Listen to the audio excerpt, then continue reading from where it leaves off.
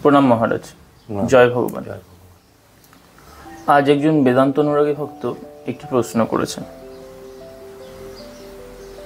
প্রশ্নটি হলো, বেদান্ত কি আমাদের মৃত্যু ভয় কাটাতে পারে?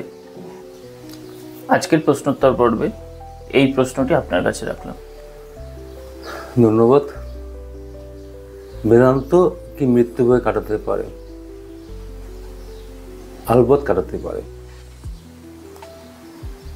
এখন দুটো জিনিস আমরা এখানে একটু বিশ্লেষণ করব। বেদান্ত কি জ্ঞান রাশি, যে জ্ঞান আমাদের যে কোনো ভয় থেকে আমাদের রক্ষা করতে পারে। যে কোনো ভয়ের মূলে হচ্ছে কিন্তু মৃত্যু ভয়, অস্তিত্বের সংকট। আমি হারিয়ে যাব, এটা একটা বিরাট ভয়। কেন? আমি হারাতে চাই না, আমি থাকবো না, অস্তিত্বের সংকট, আমি হারাতে চাই না। মৃত্যু ভয় জীবনের অন্তিম সত্য, এবং এটা কিন্তু আমাদের মূলভূত ভয়টা। মৃত্যু ভয় আছে বলে সব কিছু ভয়, আমরা যে কোনো ভয় যে আমার যে তৈরি হচ্ছে, এটা পিছনে কিন্তু মৃত্যু ভয়। দেখবেন যে কোনো একটা ভয় হলে যদি বিচার করি, আস্তে আস্তে আসবে অস্তিত্বের সংকট, মানে আমি হারিয়ে যাব না। আসলে মূলে হচ্ছে মৃত্যু ভয়। মৃত্যু ভয় থেকে সব ভয় তৈরি হয়, কিন্তু ধরতে পারি না আমরা। যদি একবার মৃত্যু ভয়টাকে যদি সলিউশন করতে পারি, তাহলে কিন্তু বাকি ভয় থাকবে না। একটা ভয়কে যদি মূলভূত ভয়টাকে যদি আমি, কারণ যেখান থেকে তৈরি হচ্ছে, এই ভয়টাকে যদি আমি সলভ করতে পারি, বুঝতে পারি, তাহলে কিন্তু বাকি ভয় আমাকে, ওটা তো করবেই না, মূল ভয়টা তো করবেই না, আর বাকি ভয় আমাকে ভয়ভীত করবে না। এটা একটা বিরাট বড় লাভ। কার মাধ্যমে? বেদান্তের মাধ্যমে। বেদান্ত কি? জ্ঞান, জ্ঞানের আলো। যেমন আমি অন্ধকারে সাপ দেখে ভয় পাচ্ছি, খুব ভয় পাচ্ছি, আমি শুধু ভয় পেয়ে আমি থেমে থাকিনি, আমি একটা চিৎকার শুরু করলাম, আশেপাশে লোক জড়ো করলাম, সবাইও এসে গেল সাপটাকে মারার জন্য। এদের মধ্যে একজন বিদগ্ধ পণ্ডিত আসলো, এসে করলো, দাঁড়াও। কি করলো? ওই সামনে গেল, গিয়ে একটু টর্চ নিয়ে গেল, সাপটা কি নড়ছে কি নড়ছে না, একটু লাঠি দিয়ে টাচ করলো, দেখলো সাপটা নড়ছে না। সবাই তো উদ্যত সাপকে মারার জন্য। ওই ভদ্রলোকটি বলছে, দাঁড়াও, আমি দেখে নিই সাপটা কি জীবিত না মৃত। তো এইভাবে করতে করতে একটু সামনে গেল, নড়ছে না। তারপর দেখা গেল এটা সাপ, মানে সাপ তো নড়ছেই না, এবং সে স্যাঙ্গুইন হলো। তারপরে সে নিশ্চিত হলো সাপ নয়, একটা দড়ি। তাহলে কিন্তু কি হলো? জ্ঞানের সম্মুখে গেলে, মানে যে সমস্যাটা যেখান থেকে তৈরি হচ্ছে, সমস্যার সম্মুখে গেলে কিন্তু তোমার আস্তে আস্তে ভয়টা দূরীভূত হবে। সমস্যার থেকে যত ডিস্টেন্স রাখবা, তোমার ভয় বাড়বে। সমস্যার সামনে গেলে ভয় আস্তে আস্তে কমে যাবে। স্বামীজি বলছেন, এড়িয়ে যাবে না, পেরিয়ে যাও।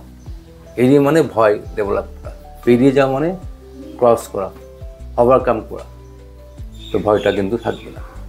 কেননা আমাদের সমস্যা বা ভয়, সমস্যারূপ যে সমস্যার, যেটা আমাদের জেনুইন সমস্যা, একটা হচ্ছে ফিজিক্যাল সমস্যা, একটা হচ্ছে মানসিক সমস্যা।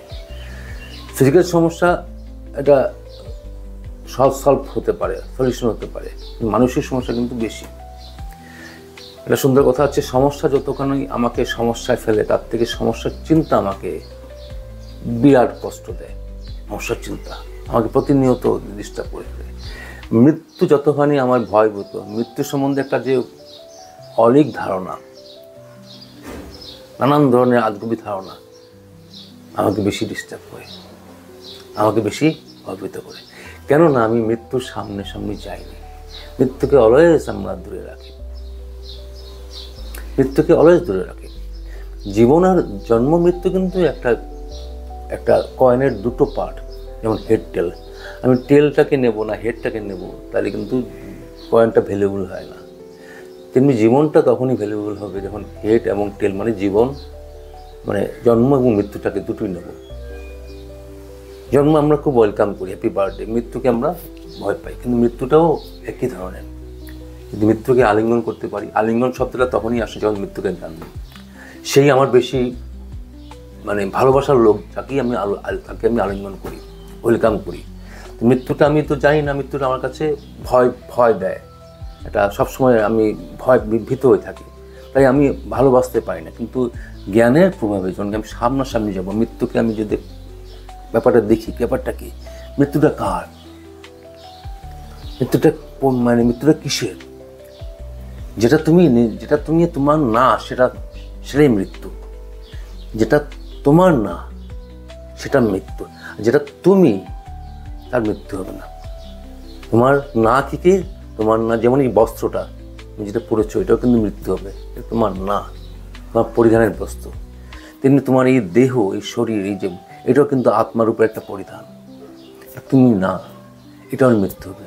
কেন? এটা বস্ত্র মতনই দেহ আস্তে আস্তে চলে যাবে প্রকৃতির কাছে। বস্ত্র যাবে গিয়ে ডাস্টবিনে, দেহ যাবে গিয়ে প্রকৃতির কাছে, যার কাছ থেকে তুমি যা নিয়েছো। দেহ তুমি ধার করেছো প্রকৃতি থেকে, মনও তোমার কাছে কিন্তু ধার করা। মন বিভিন্ন কন্ট্রিবিউট করছে, বিভিন্ন তোমার সমাজ, পরিবার, বন্ধু বান্ধব, কলেজ, স্কুল সব কিছু কন্ট্রিবিউট করছে, করে মন তোমার জীবনের এক্সপিরিয়েন্সও একটা মন তৈরি করছে। এটাও কিন্তু উধার, তুমি না, এটাও চলে যাবে। তো তুমি কে? তুমি যা, তা কখনোই মরবে না। এই জন্য গীতায় বলছে ন জায়াত না মৃত্যতে, তোমার জন্ম নেই, মৃত্যু নেই। কেন বলছে? তাহলে আমার দেহের তো মৃত্যু হবে, দেহের জন্ম আছে, দেহের জন্ম, ডেট অফ বার্থ হচ্ছে দেহের জন্ম, তোমার জন্ম না। আর ডেথ যেটা হবে, মৃত্যু হবে, তোমার না। তুমি তো আগেও ছিলে, মার পেটে আগেও ছিলে, তুমি মুভমেন্ট করছো, দেহটা সে জন্ম নিল। তো যদি তুমি আগেতে তুমি এক্সিস্ট করে থাকো, তাহলে তুমি মৃত্যু পরে এক্সিস্ট করে আসো। দেহের প্রতি কানেকশনটাই হচ্ছে আমার অজ্ঞানতা। এই জন্য কিন্তু আমি মৃত্যুর সামনাসামনি হতে পারি না।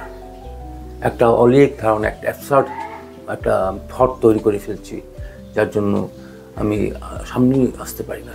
বিচার করো, একটা সময় এই যে ভয়টা যখন ডেভেলপ করবে, তুমি তখন কী পাবে? তুমি তরতাজা জীবন, শক্তিশালী জীবন, তোমার মধ্যে জ্ঞানের প্রকাশ ঘটবে, তোমার জীবনে ভালোবাসা আসবে। এগুলো হচ্ছে লাভ, লাইভলি জীবন, তরতাজা জীবন। কেন? তুমি জানে তুমি একবারই মরবে, আমি একবারই মরবো, কিন্তু আমি বারবার মরছি, কিন্তু এই জিনিসটা বন্ধ হবে। বারবার যে আমরা মরি, বারবার এই মরে যাবো, কী হবে বারবার মরা, একবারই মরব, ওটা হচ্ছে আমার দেহ যাবে। তা লাইভলি জীবন হবে, শক্তিশালী জ্ঞানের প্রকাশ তোমার মধ্যে, আর কি তোমার মধ্যে ভালোবাসা তৈরি হবে। কেন? তুমি তো ভয় যখন থাকবে না, তখন ভালোবাসা। ভয়টাই অনেক কিছু ভালো গুণকে, ভালো জিনিসকে আটকে রাখে। এটা হচ্ছে বেদান্তের উৎকৃষ্ট লাভ। বেদান্তটা খুবই দরকার, প্রতিনিয়ত সবাই বেদান্ত চর্চা করতে পারে। ধন্যবাদ স্বামীজিকে এত সুন্দর একটি উত্তর দেওয়ার জন্য। ধন্যবাদ সকলকে।